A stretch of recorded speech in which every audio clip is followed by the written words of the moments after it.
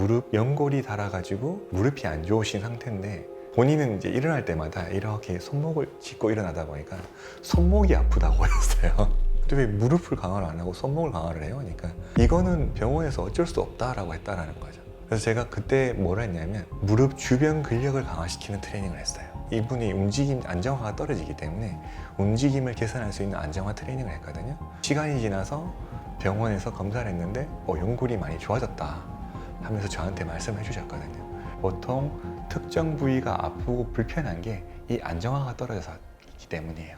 신체 안정화에 좋은 운동 중에서는 이제 AMT라는 운동이 있는데요. 제가 이제 개발하게 되었고 기존에 있던 운동들을 조금씩 변형하다가 만들어진 운동들이고요. 자기 자신을 먼저 알아가고 그리고 나에게 맞는 훈련법을 터득하는 게 진짜 혁명이 아닌가. 반갑습니다. 최 박사의 운동혁명 저자 최문기입니다.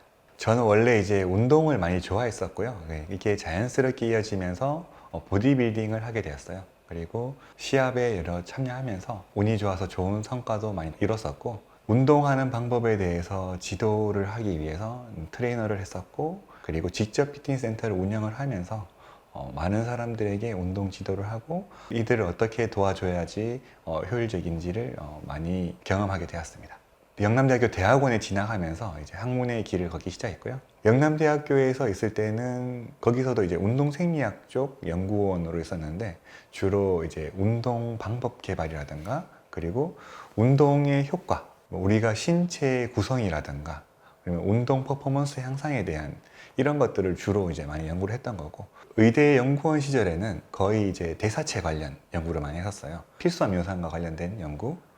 그리고 이제 근감소증 관련해서 이제 연구를 하다 보니까 약간 의학적 관점에서의 필수암요산의 필요성 그리고 운동의 필요성에 대한 연구가 주된 연구였고요. 많이 공부를 했었습니다. 운이 좋게 좀 이례적으로 20대 후반에 출강을 해서 학생들을 가르치게 됐습니다. 박사학위 수여 후에는 이제 겸임 교수로 활동을 하면서 학생들과 함께 성장해 나왔던 것 같습니다. 체계 관련해서는 기획을 했다라기보다는 처음에는 제가 이제 많은 회원님들을 좀 도움을 드리면서 이분들이 저의 재능을 조금 높게 사주셨어요. 그러면서 이제 저한테 이제 많이 인지시켜 줬던 게 박사님이 아무리 여기서 많은 사람들에게 도움을 준다 하더라도 만날 수 있고 도움을 주는 사람 수에는 한계가 있다라는 거를 저한테 수시로 이렇게 많이 말씀해 주셔가지고 이거를 어떻게 도움을 줄 수 있는 방법이 없을까를 생각을 하다가 내가 이 정도면 됐다라는 준비가 되면 책을 써서 많은 사람들에게 도움을 줄 수 있도록 해야겠다라는 생각을 하게 됐었는데 마침 또 이제 저의 도움을 바라고 오셨던 분 중에 한 분이 이제 상상스퀘어의 고영선 대표님이었습니다. 그때 제가 고영선 대표님이 이제 출판사 대표님이신 걸 모르고 이런 그 내용을 던지시 알렸더니 마침 또 대표님께서 한번 해봅시다 라고 하셔가지고 용기를 주셔서 책을 출간할 수 있게 되었습니다. 일단은 신체 안정화가 되지 않은 상태에서 운동을 하게 되면 더 큰 부상이 올 수도 있고요. 그리고 그걸 떠나서 신체 안정화가 떨어지시는 분들이 보통 특정 부위가 아프고 불편한 게 이 안정화가 떨어져서 있기 때문이에요. 내가 조금이라도 목이 앉아있으면 목이 불편하다. 그러면 목의 중심이 분명히 앞쪽으로 어긋났거나 근육이 짧아졌거나 특정 부위에 신경이 눌리고 있거나 이런 것들이 대부분 신체 안정화가 떨어지기 때문에 그렇거든요. 그래서 우리가 유튜브나 미디어 같은 거를 봤을 때 뭐 어깨 아픈 사람 이 운동하세요. 뭐 거북목 이 운동하세요. 이런 거 많이 보셨을 거예요. 근데 거기서 나오는 운동법이 전부 다 신체 안정화 트레이닝이에요. 신체 안정화 트레이닝들을 이제 예를 들어 어깨에 좀 되어 있는 운동들을 소개하는 거죠. 디스크라고 이야기하는데 이제 추간판의 손상도 이러한 신체 안정화가 안 잡혔기 때문에 특정한 척추에만 무리를 계속 주게 되면 추간판이 손상되게 돼요. 그러면서 이제 디스크라는 게 오는데 그러면 이제 병원에서는 이 디스크에 압력을 주지 않게 하기 위해서 숙이지 마라. 그리고 뭐 시술을 한다든가 뭐 약물 치료를 하게 되는데 결국은 우리가 안정화가 안 돼 있으면 또 이런 움직임을 하면 또 재발될 거 아니에요. 네, 근데 예를 들어서 이게 이렇게 하던 거를 안정화를 통해서 이렇게 하게 되면 서서히 가해지던 충격이 줄어들게 되고, 그러면 이 디스크가 완전히 아물 때까지 시간을 벌어주게 되죠. 그리고 안정화 자체가 잘 되어서 나의 움직임 자체가 안정적으로 일어나게 되면 손상 자체가 일어나지가 않겠죠. 신체 안정화에 좋은 운동 중에서는 이제 AMT라는 운동이 있는데요. AMT는 이제 제가 이제 개발하게 되었고, 기존에 있던 운동들을 회원들을 기준으로 조금씩 변형하다가 만들어진 운동들이고요. AMT는 이제 안티에이징 모빌리티 트레이닝의 약자입니다.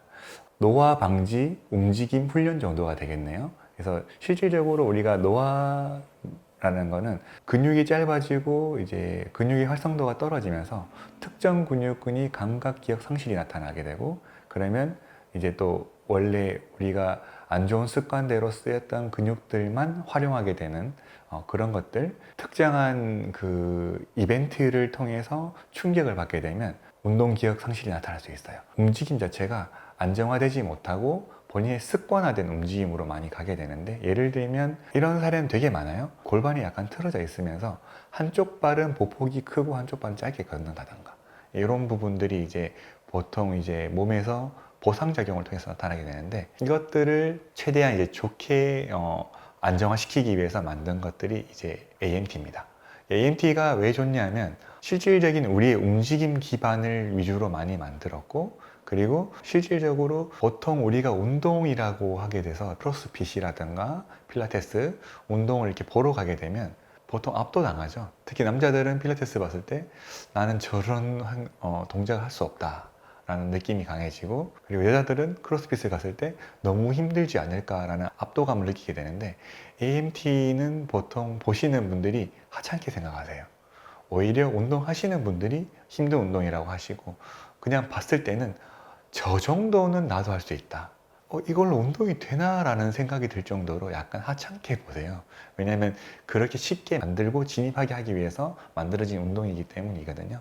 그래서 AMT 같은 경우에는 동작들을 했을 때 약간 힘든 부분도 있지만 본인들이 활성화되지 못했던 근육들이 활성화되면서 바로 이제 좀 시원하다던가 몸이 가볍다던가 이거를 바로 느끼세요. 그 중에서도 추천하는 게 이제 초이스 굿모닝 엑서사이즈인데, 이 운동을 가르치고 난 다음에 제가 가장 많이 받은 피드백이 마치 누가 머리를 이렇게 받쳐주고 있는 것 같다 라는 말씀들을 많이 하시거든요.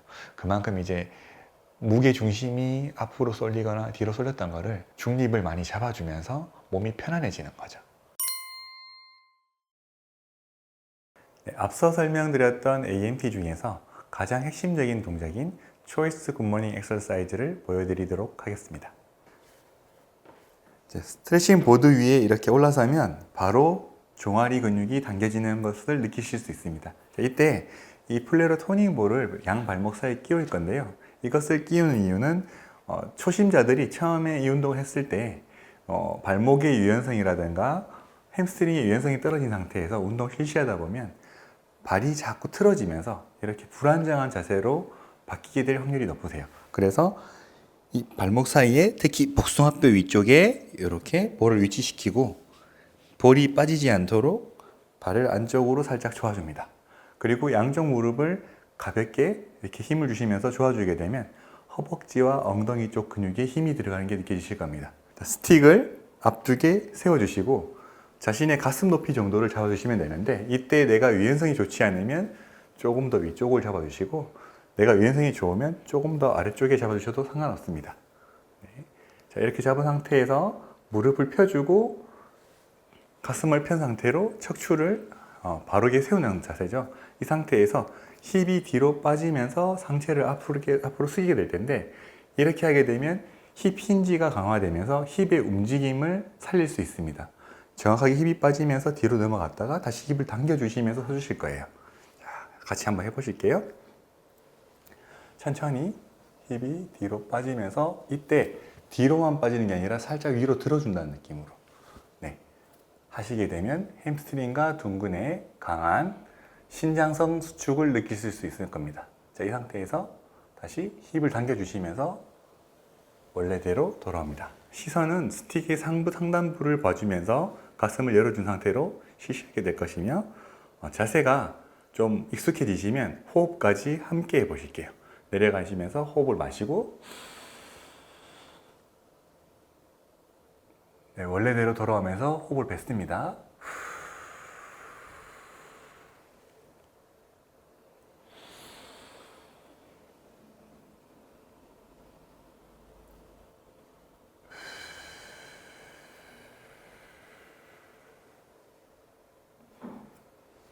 자, 이때 원래대로 돌아올 때는 허리를 먼저 펴서 들어올리는 게 아니라 힙을 당기면서 무게 중심을 앞뒤로 빠져있는 무게 중심이 중간에서 중심이 잡히게끔 맞추면서 올라오신다고 생각하시면 됩니다.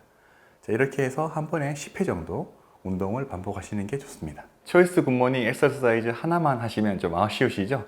자, 지금 시청자분께서 앉아 계시다가 바로 하실 수 있는 맨몸 운동 한 가지만 더 알려드리도록 하겠습니다. 의자에 오래 앉아 있다 보면 둔근과 햄스트링이 많이 눌려 있죠. 그러다 보면 이 둔근과 햄스트링의 기능이 조금 떨어집니다. 그래서 보통 앉아 있다가 바로 할 수 있는 운동으로 스쿼트를 많이 알려드리는데요. 저도 스쿼트를 알려드릴까 해요. 근데 하지만 스쿼트를 바로 했을 때 우리가 이 힙의 움직임이 지금 무뎌져 있는 상태이기 때문에 바로 스쿼트를 하게 되면 오히려 다른 관절에 무리가 가거나 그리고 안정된 자극을 느끼실 수 없을 수도 있습니다. 따라서 이 힙 힌지를 살려주면서 이 힙의 움직임을 조금 더 좋게 만들고 스쿼트를 같이 겸하기 위해서 굿모닝 엑서사이즈와 같은 동작과 스쿼트를 결합해서 만든 운동입니다. 자, 한번 보실게요. 네, 무릎을 펴고 힙을 뒤로 빼주면서 위로 들어 올려줍니다. 올려주시면서 상체를 숙여주시는 거예요. 이때 고개는 살짝 내 눈의 각도의 15도 정도 위를 봐주시면서 이 햄스트링과 둔근이 당겨지는 걸 느끼시면서 내려가셨다가 힙을 다시 당겨와 주시면서 이쪽 방향으로 당겨와 주시면서 서주세요. 이어서 바로 스쿼트를 실시합니다.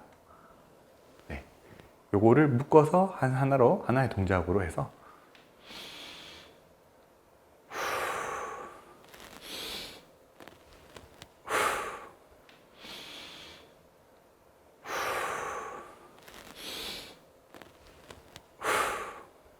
네, 10회 정도 반복해 주시면 됩니다. 책에도 나와 있는데 그 여성분이세요. 근데 이분의 문제는 무릎이에요. 무릎 연골이 닳아가지고 무릎이 안 좋으신 상태인데 그냥 관절염인 거죠. 근데 본인은 이제 일어날 때마다 이렇게 손목을 짚고 일어나다 보니까 손목이 아프다고 했어요. 네, 제가 재밌는 게 손목이 아파서 이거 근력을 강화시키면 이제 짚고 일어나는데 좀 좋지 않겠냐라고 상담을 하셨는데 무릎이 문제라서 손목을 짚는 거잖아요. 근데 왜 무릎을 강화를 안 하고 손목을 강화를 해요? 그러니까 이거는 병원에서 어쩔 수 없다라고 했다라는 거죠. 그래서 제가 그때 뭐라 했냐면 무릎 주변 근력을 강화시키는 트레이닝을 했어요. 그리고 이분이 움직임 안정화가 떨어지기 때문에 움직임을 개선할 수 있는 안정화 트레이닝을 했거든요. 그리고 반원처럼 생긴 공인데 그걸 뒤집어서 그 위에서 그분이 스쿼트 하는 모습이 있어요. 실질적으로 그분이 이제 조깅도 하고 계시고 책에도 나와 있지만 시간이 지나서 병원에서 검사를 했는데 연골이 많이 좋아졌다 하면서 저한테 말씀해 주셨거든요. 그래서 그게 저한테도 또 굉장히 리마크한 사례가 됐고, 젊은 남자분이 저한테 트레이닝을 받았던 남자분인데 천식 초기 증상이라고 해서 천식약을 이제 섭취를 하고 있는데 좋아지지 않아서 한번 이제 찾아오셨어요. 그래서 이제 상담을 해드렸는데 보니까 이제 약간 공황장애로 인한 호흡이 조금 불편한 상태였어요. 그럼 일단은 이거를 진행하는 자체가 천식이든 뭐든 좋으니까 호흡 훈련을 조금 잡아드리고 자율신경계를 좀 안정시킬 수 있는 것들을 조금 진행을 해드렸는데 실제로 그분이 바로 그러더라고요. 천식 호흡 되게 편하다고. 이런 사례들이 생기는 거죠. 예를 들어서 증상만 보고 이제 진료를 받게 되면 천식이라든가 이런 약을 먹고 있는데 실제로는 천식이 아니었던 거죠. 이분은 그냥 가슴이 공황장애로 답답해지면서 호흡이 좀 불편했던 건데 호흡 훈련, 안정화 훈련을 하고 난 다음부터는 제가 그 다음에도 한번 연락을 했었는데 괜찮다고 하더라고요. 사실 저도 이제 공황장애라는 그 병을 좀 경험을 했었는데요. 이 경험이 사실 저한테는 오히려 발전하게 된 계기가 된 것 같아요. 제 입장에서는 굉장히 큰 사건이었고, 저는 원래 우울증, 우울감 같은 게 별로 없고 굉장히 밝은 사람이었는데, 여러 가지 만성 통증이랑 합병증 관련해서 이제 오다 보니까 공황 발작이 올 때마다 죽을 것 같다라는 느낌도 들고, 그리고 앞서 말했던 것처럼 제가 왜 이분이 천식이라고 하지만 이런 것들을 안정화를 시켜야 된다고 했냐면, 이런 그 공황장애 경험을 하면서 이분들이 느끼는 고통과 아픔을 조금 이해를 어느 정도 할 수 있게 됐기 때문에 거기에 따른 도움을 드릴 수 있는 방법이라고 해야 되나요? 그런 것들을 좀 많이 개발하게 되었던 것 같아요. 그래서 이제 단순히 예전 같았으면 제가 이제 운동 퍼포먼스라든가 힘을 키울 수 있는 운동에만 집중을 하고 운동하다 보면 좋아집니다, 이렇게 했을 텐데, 그게 아니라 지금 당장 이 사람이 아프다라는 것에 대해 공감을 하고 이 사람한테 당장 조금 편하게 해줄 수 있는 방법이 어떤 것인가, 지금 그리고 장기적으로 어떻게 관리를 할 수 있는지에 대한 이제 총체적인 하나의 가이드를 제시하는 것들을 이제 많이 연구하고 고민하다가 많이 발전하게 됐던 것 같아요.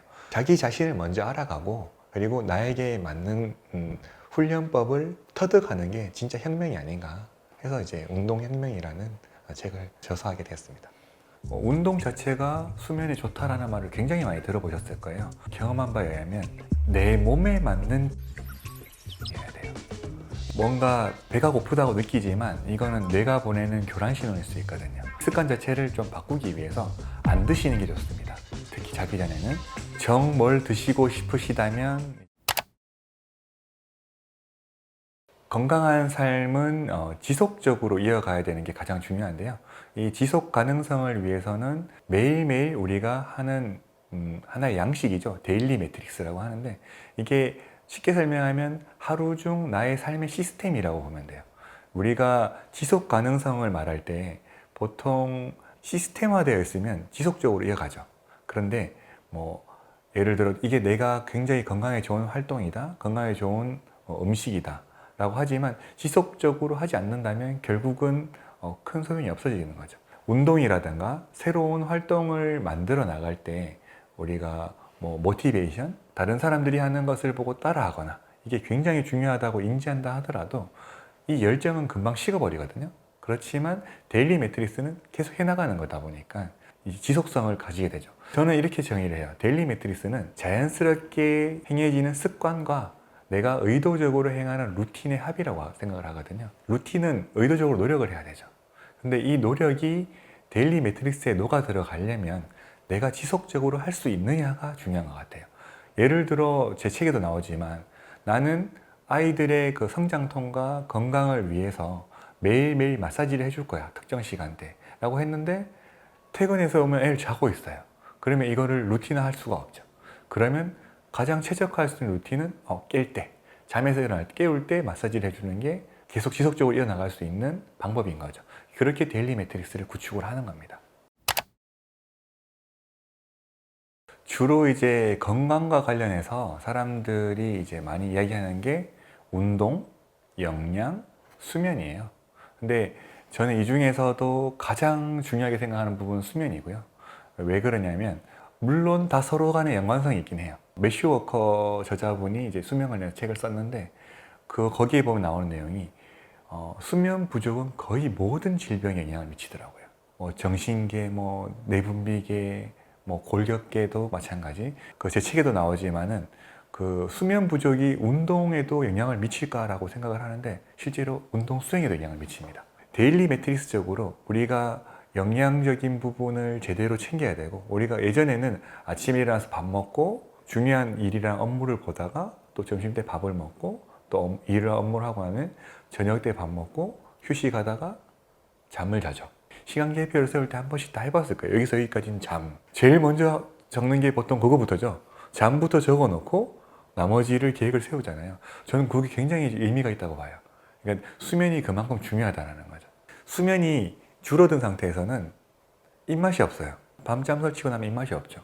그럼 영양이 제대로 공급이 안 될 것이고, 그리고 운동을 해야 되는데 수면이 제대로 안 된 상태에서는 운동이 제대로 되지 않아요. 몸이 지금 막 꾸벅꾸벅 졸리는데 운동할 수가 없죠. 그러면 운동과 영양도 중요하지만 저는 가장 중요한 게 수면이다라고 생각을 하는 거죠. 책에 보면 이제 저희 장모님 사례가 나오는데요. 장모님께서 뇌경색을 앓으시고 난 다음에 인지 기능이 급격하게 떨어지시면서 인지 장애가 약간 의심되는 행동들을 하세요. 그래서 제가 이제 모셔와서 장모님을 좀 관찰하고 좀 도움을 드렸는데요. 장모님의 첫 번째 증상이 잠을 잘 못 주무셨던 거예요. 본인도 그걸 굉장히 괴로워하셨고, 근데 재밌는 게 잠을 못 주무셔서 괴로운데 잠에 방해되는 행동을 하고 계셨던 거죠. 예를 들면 밤에 잠이 잘 안 드니까 불 꺼놓고 누워있는 게 무서우셔서 불을 켜놓고 계시는 거죠. 그리고 멍하니 가만히 있는 게 우울하고 힘드시니까 TV를 켜놓으신다던가 누워있지 못하고 앉아 계셨던 거예요. 그렇게 하루 이틀 늘어나게 되면 수면 자체가 이제 장애가 오면서 수면 장애로 발전하면서 우울증이 동반되게 돼요. 우울증이 동반됐을 때 인지 기능은 더 급격하게 떨어져요. 치매 환자들이 이제 치매 증상이 심화되기 전에 보통 이제 우울증을 많이 경험한다라는 사례들이 많이 있거든요. 즉 이제 우울증 자체가 뇌 기능에 굉장히 안 좋은 영향을 미친다라고 유추할 수 있게 되는 근거죠. 저희 장모님 같은 경우에서도 일단 제가 수면을 좀 회복할 수 있게끔 도움을 드리고 나니 바로 인지 기능이 굉장히 많이 좋아지셨어요. 이렇게 회복이 될 수 있나라고 싶을 정도로 많이 회복이 되셨는데 거기에는 이제 수면이 정상화되는 게 가장 큰 역할을 했던 거죠. 보통 이제 수면이 부족하게 되면 우리가 깊은 잠을 잤을 때 뇌척수액이 뇌가 세포가 조금 이제 좀 좁아지면서 원래는 넓게 펼쳐졌던 세포들이 좁아지면서 통로를 열게 돼요. 그러면 이제 뇌척수액이 그 통로 사이를 돌아다니면서 세척하는 이제 역할을 하는 건데, 이 역할이 이제 없어지게 되면서 좀 무뎌지게 되면 뇌 세포 사이에는 이제 아밀로이드 베타라는 물질들이 쌓이게 되는데, 이게 이제 타우라든가 이런 단백질들이 다 독성으로 작용을 하면서 시냅스를 끊게 만들고, 그리고 뇌 기능을 이제 악화시키면서 여러 가지 문제점을 많이 만들게 됩니다. 운동 자체가 수면에 좋다라는 말을 굉장히 많이 들어보셨을 거예요. 근데 제가 경험한 바에 의하면 내 몸에 맞는 저강도 유산소 운동이어야 돼요.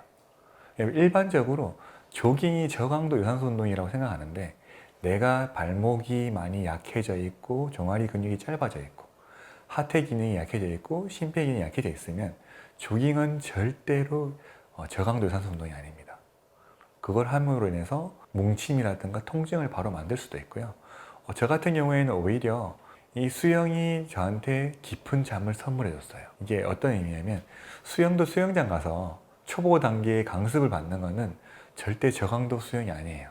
호텔에서 그냥 논다라는 느낌의 가벼운 수영, 그게 되게 도움이 많이 됐는데, 그런 그 부분에 접근해 보자면 명상이라든가 요가도 가벼운 스트레칭 정도의 요가, 그리고 내가 무리가 가지 않는 걷기, 책에도 자세하게 나와 있지만 파틀렉 트레이닝이라는 게 있는데, 이게 자연을 벗삼아서 하는 운동이에요. 특정한 운동 강도나 뭐 운동 그 형태에 구애받지 않고 내가 예를 들어서 조금 달릴 수 있을 정도가 됐다 하면 가볍게 움직였다가, 힘들면 쉬었다가, 경사를 만나면 또 가볍게 운동했다가, 이런 식으로 운동 자체에 구애받지 않으면서 내 내수용 감각에 집중을 하면서 내 몸이 허락하는 정도까지만 운동을 하는 게 수면에 가장 도움이 되는 운동 방법입니다. 일단 식단 같은 경우에는 수면에 도움을 주는 영양소들이 있고요. 그리고 책에 나와 있지만 자꾸 책을 언급하면 책에도 나와 있어요. 실제로 식사를 언제 하느냐에 대한, 어떻게가 아니라 언제도 되게 중요하거든요. 수면에 들기 전에 뭐 한 두세 시간 전에 식사를 하게 되면 잘 때 소화가 일어나면서 수면에 좀 방해를 받겠죠. 수면 들기 조금 일찍 전에 식사를 마치는 거, 이제 크로노타입 부분에 대한 중요성도 있고요. 그리고 영양에 따지자면 뭐 언뜻 떠오르는 게 체리, 호두, 그리고 바나나도 굉장히 좋습니다. 그리고 이제 카모마일 차라고 들어보셨죠? 이런 것들이 수면에 도움이 됩니다. 체리랑 호두는 드물게 자연적으로 멜라토닌을 함유하고 있는 식품입니다. 이 멜라토닌이 수면을 유도하는 데 도움이 많이 되죠. 그리고 바나나 같은 경우에는 트립토판을 많이 가지고 있는데 이게 뇌에서 세로토닌과 멜라토닌으로 전환됩니다.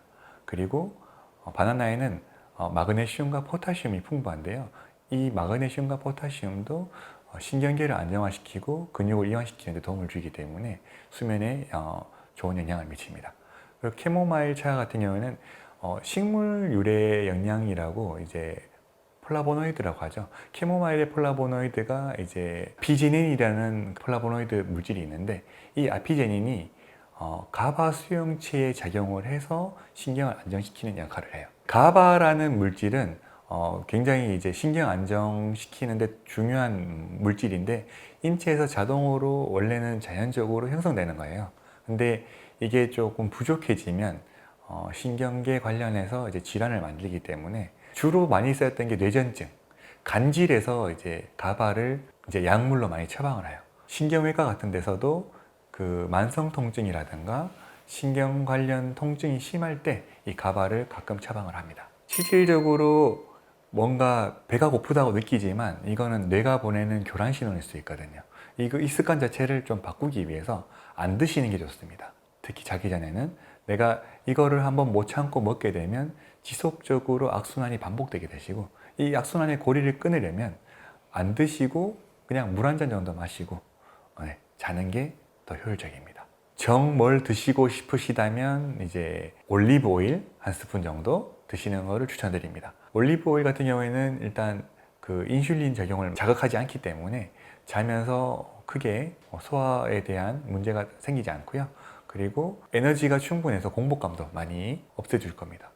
그리고 자면서 얘가 항염 작용도 하고 여러 가지 그 역할을 많이 하기 때문에 굳이 뭘 드시고 싶으시다면 올리브 오일 한 스푼 정도 드시고 주무셔라.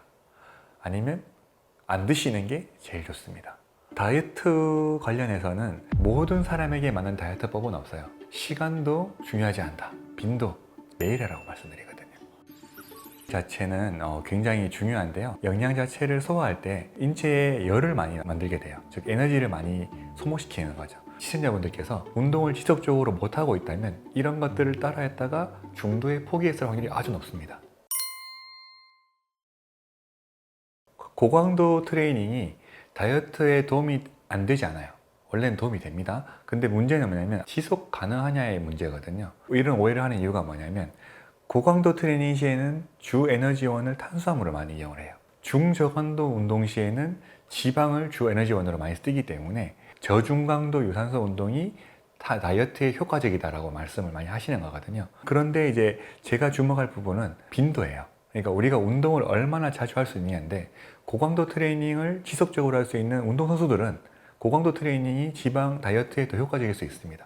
근데 이게 여러분들이 접근할 수 있는 부분이 아니라는 거죠. 그래서 예를 들어서 지금 가장 효율적으로 내가 지속성 있게 운동을 하면서 지방을 에너지원으로 많이 쓰려고 한다면 이 구간 운동이 가장 효율적인 부분인 거지 뭐 빡센 운동이 다이어트가 안 된다 그리고 이 구간 운동만 다이어트 효과적이다 라고 할 수는 없습니다.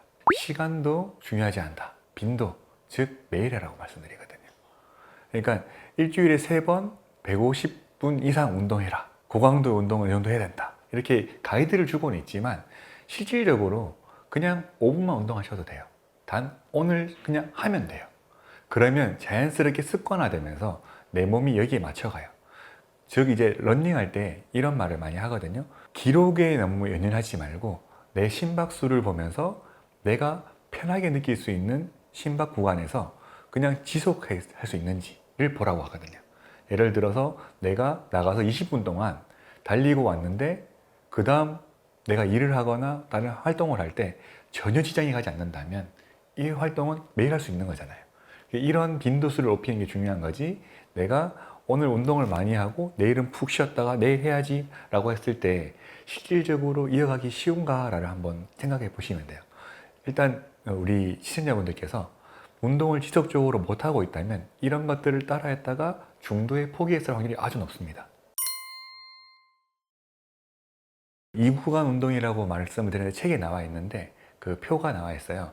총 5개 구간으로 나눕니다. 예를 들면 첫 번째는 최대 심박수의 50에서 60% 정도.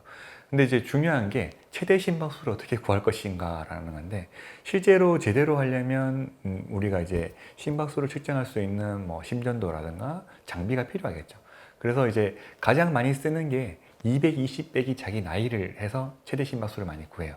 이건 정확하진 않습니다. 단 간단하게 빠르게 구할 수 있는 방법이죠. 예를 들어 시청자분께서 20세라면 최대 심박수를 200회라고 가정을 하는 거예요. 그러면 여기에 50%라면 분당 심박수가 100회에서 120 정도면 아주 가벼운 활동인 거죠. 별로 힘들지 않은 활동. 근데 예를 들어서 60세라면 220 빼기 60 하게 되면 160이죠. 이분의 70% 정도를 생각해 볼까요? 70, 80%? 고강도 들어가는데 160에 80%라 해도 128회 정도 되나요? 아까 전에 얘기했던 20세 때의 120회와 크게 차이가 나지 않지만 이분한테는 완전 고강도의 운동인 거예요.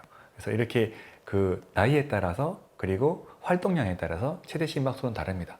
물론 나이가 많으시지만 운동을 꾸준히 하시는 분들은 최대 심박수가 높아요. 그분들한테는 또 저강도일 수 있겠죠.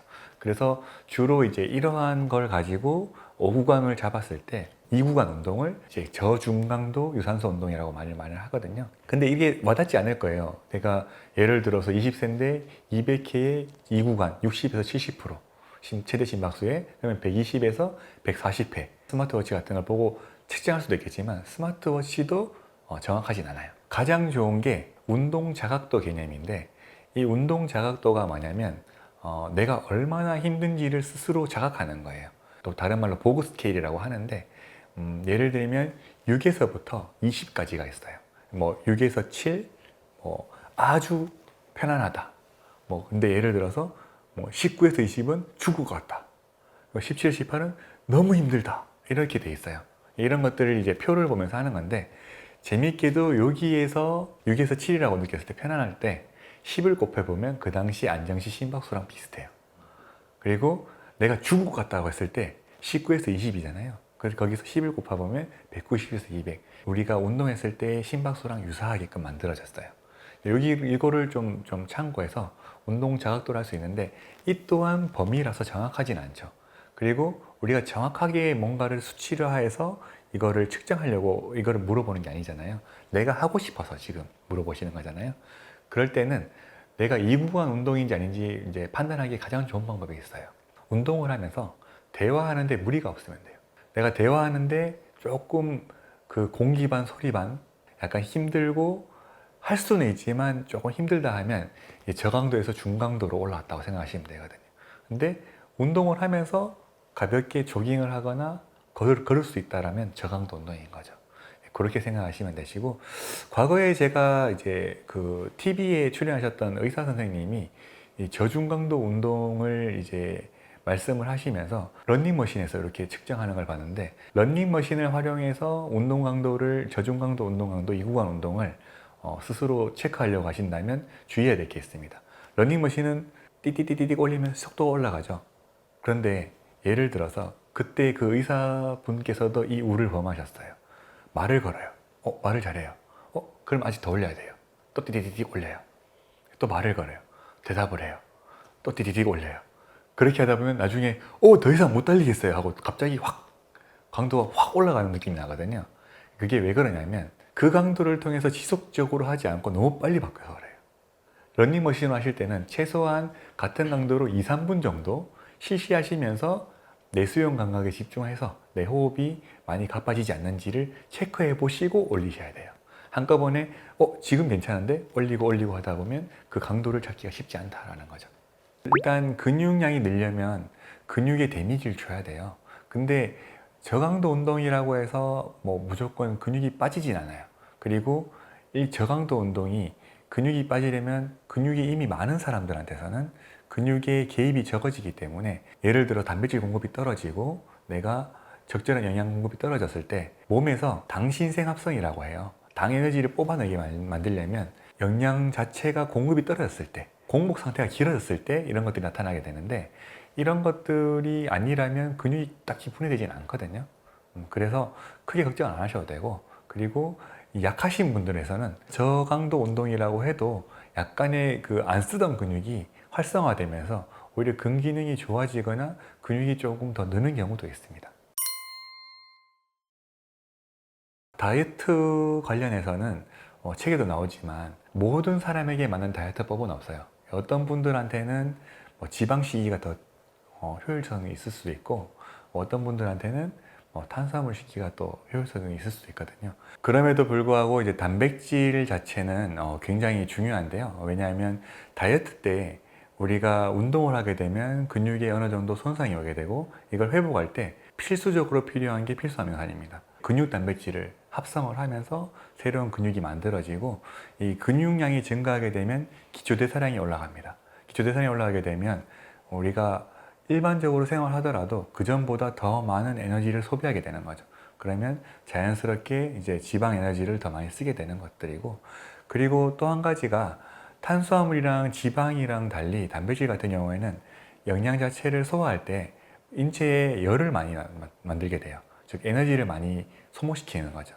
그래서 아무것도 안 하고 탄수화물, 지방, 단백질을 같은 에너지만 먹었을 때 단백질의 에너지 소비가 더 커집니다. 그리고 근육 단백질 합성을 할 때 가장 중요한 거는 필수 아미노산입니다. 실제로 연구에 따르면 비필수 아미노산은 근단백질 합성에 거의 영향을 미치지 못했고요. 그리고 필수 아미노산의 경우에는 근단백질을 굉장히 많이 합성하게 된 연구 결과들이 많이 있죠. 그래서 이제 우리가 흔히 웨이 프로테인이라고 해서 유천 단백질을 많이 쓰는데, 단백질 보충제 쓰는데, 이 동물성 단백질은 식물성 단백질에 비해서 필수 아미노산 함유량이 높아요. 그래서 근단백질을 좀 더 빠르게 형성하는 효과가 있죠. 자기한테 맞지 않는 운동 강도를 하면서 몸에 무리가 오거나 그리고 지속적으로 이어갈 수 없기 때문에 이제 중단된 거죠.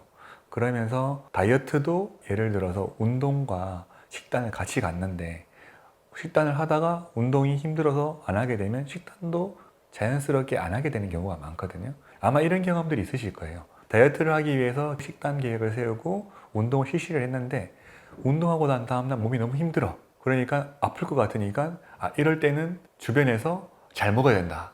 그러면 이제 다이어트를 놓게 되고 잘 먹게 되죠. 또 칼로리 위주로 섭취하게 되고, 그리고 그걸 계속 반복하고 계신 거거든요. 근데 예를 들어서 운동을 했을 때 가벼운 운동으로 딱 상쾌할 정도만 하고 왔는데 누가 옆에서 이상 라면 인스턴트 먹자 그러면 아깝죠. 그러면 또 식단을 잘 지키게 되고 선순환이 되게 되거든요. 근육 감소증은 신호를 알아차리지 못해요. 그래서 무서워요. 대표적으로 스티브 잡스가 말년에 굉장히 앙상했잖아요. 암에 의해서 근육이 빠져버리는 거죠. 근기능을 살리기 위해서 의도적으로 노력하지 않는다면 점점 더 쇠퇴되고, 이것들이 심해지면 내장 기능도 떨어지고 골격근 힘도 빠지고 근감소증으로 가게 되는 거죠. 풍부한 식단이 중요하고요. 근감소증 치료제는 아직 없어요. 그 없는 이유가 뭐냐면, 근육감소증은 근육감소증의 신호를 알아차리지 못해요. 그래서 무서워요. 어느 순간부터 이 정도면 근육감소증 검사를 받아봐야 되지 않나? 왜 그러냐면 근육감소는 근육이 빠지기 전에 근육 위축부터 와요. 그러니까 근기능이 떨어져 버리는 거죠. 운동기능, 감각, 선천증이 먼저 왔다가 안 쓰게 되면 그때부터 이제 근육이 빠지기 시작하는 거거든요. 예를 들어서 나이 드신 분들이 근감소증이 오는 시기가 넘어져서 다쳐서 병상생활 했을 때, 침대에 오랫동안 누워있게 되면 그때부터 근육이 급속도로 빠지기 시작하면서 근감소증으로 가는 경우도 많고, 대표적으로 스티브 잡스가 말년에 굉장히 앙상했잖아요. 암 악액질이라고 암에 의해서 근육이 빠져버리는 거죠. 그런 것들이 전부 다 근감소증이 급속도로 나타나는 거고, 그 외에는 보통 내가 인지하지 못한 상태에서 내가 움직이는 게 귀찮아지니까 안 움직이다가 혹은 다쳐서 특정 부위를 안 쓰고 난 다음에 이게 그대로 생활화되면서 괜찮다라고 생각했는데 서서히 근기능이 퇴화된 거죠.